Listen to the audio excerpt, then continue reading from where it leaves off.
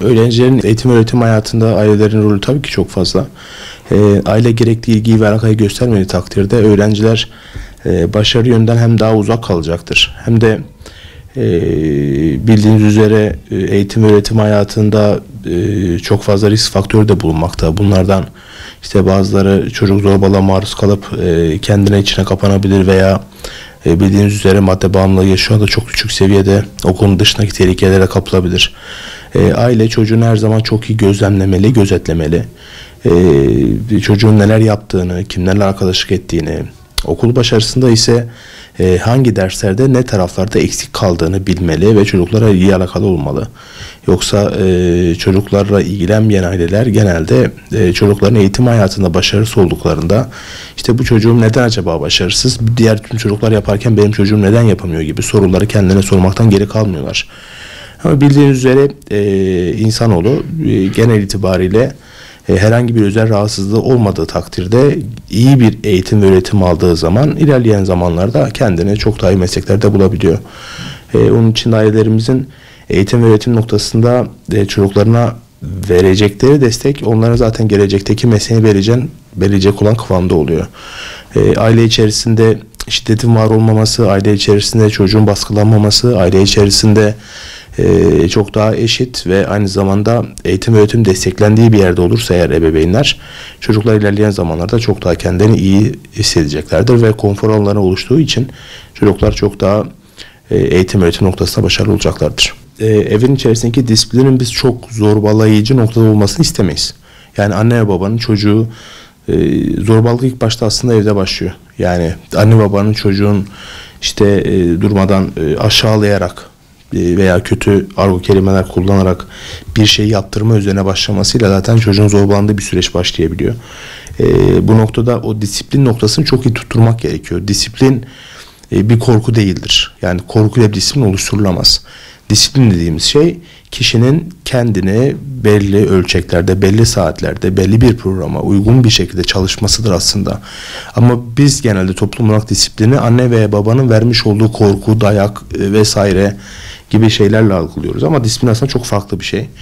O yüzden olması gerektiği gibi bir disipline olması, yani o kavga, korku temelli bir disiplin değil ama çocuğun da benimseyebileceği, sizinle beraber konuşabileceğiniz ortak bir program çizdiğiniz takdirde disiplin tabii ki çok önemli. Tüm her şey için bu böyle. Ailelerin genelde kendi çocukları üzerine kurduğu baskının temel sebebi kaygıdır. Gelecek kaygısı. Yani gelecekte sizin sahip olmanız gereken bir meslek ve bu mesleğin dahilinde yaşayacağınız hayatı çok daha sağlam, çok daha güzel olmasını temennisi ile aile yola çıkar ama kaygı seviyesi çok yüksek olduğu zaman bu kaygı çocuğa yansır ve çocuk aslında rahat olmadığı bir ortamda gösteremeyeceği bir gerçek performansı ile yüz yüze kalmaz ne yazık ki. Bu negatif de etkileyebilir çocuğu, pozitif de etkileyebilir. İstatistik verilerine bakarsak eğer Avrupa'daki öğrencilerin başarı ortalamasının çok daha yüksek olmasının temel sebebi zaten budur. Çünkü aile çocuğa herhangi bir kaygıyla yaklaşmaz. Yani bir gelecek korkusuyla çocuğa eğitim öğretimde baskı yapmaz. Çünkü zaten çocuğun en iyi olduğu dalda desteklendiğini ve en iyi olacağı bölümde okuyacağını zaten bilir ki eğitim öğretim sistemi buna göredir.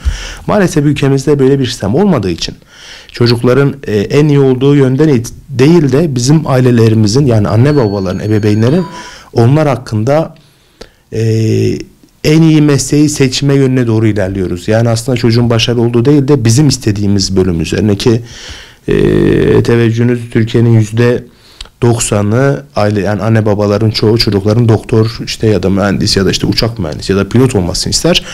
Ama ne yazık ki ne bu çocukların, yani bütün çocukların böyle bir potansiyeli vardır ne de bütün çocuklar bu mesleklere girse dahi böyle bir iş kadrosu yok, yani vardır. Mesela işte düşünün, bugün bu yılın sonunda 100.000 tane pilotun Türkiye'den mezun olduğunu düşünün.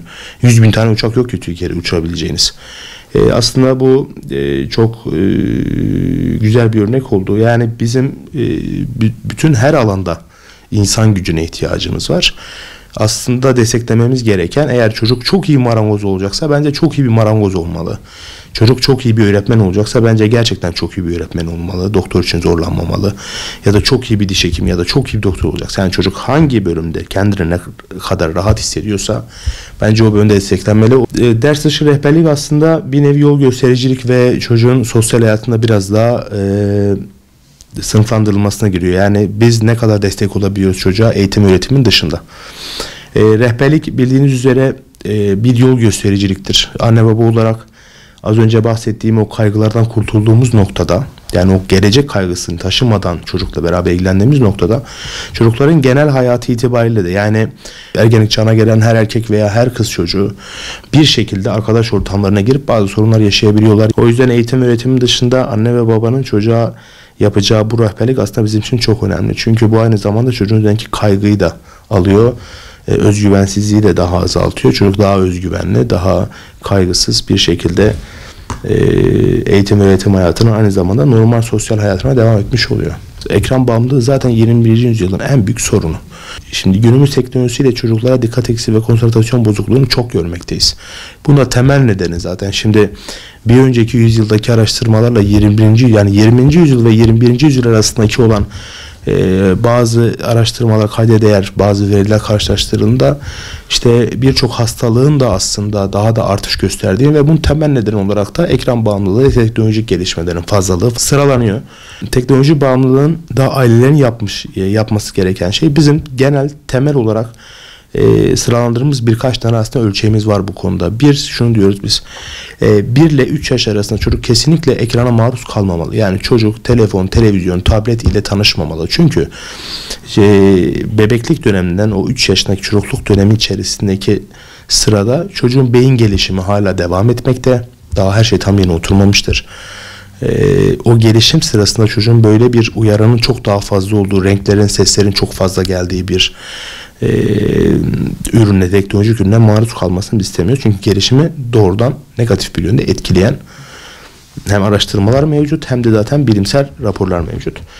Bu noktada 3 yaşından sonraki süreçte ise biz genelde yani 7-8 yaşlarına kadar günlük maksimum yarım saat olmak kaydıyla sınırlandırıyoruz.